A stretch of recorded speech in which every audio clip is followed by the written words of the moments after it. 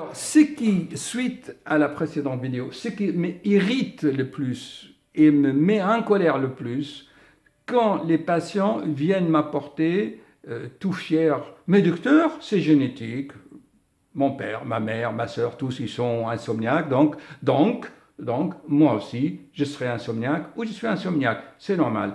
Mais je ne cesse de le répéter dans toutes mes vidéos, que cette façon de penser est fausse.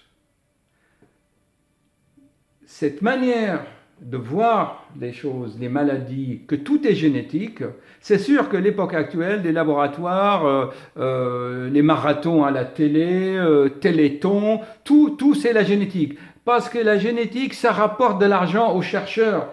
Hein. Mais en fait, ok, il y a une part qui est génétique. Tous les programmes sont dans nos chromosomes.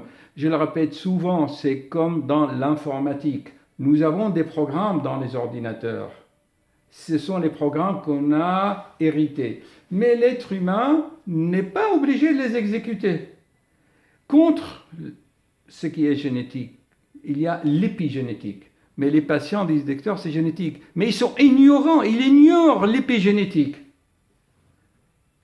C'est quoi l'épigénétique? Vous, chers amis qui vous regardez mes vidéos, l'épigénétique, c'est ce que le patient ou l'être humain va faire par lui-même pour aller couvrir ce qui est génétique, les gènes maladifs de la maladie, les couvrir par sa façon de penser, par sa façon de manger, par sa façon de bouger dans la vie. Avec ces trois facteurs, s'il le fait correctement, surtout avec ce qu'il exprime, ce qu'il pense, eh bien, il va bloquer l'exécution de ces programmes.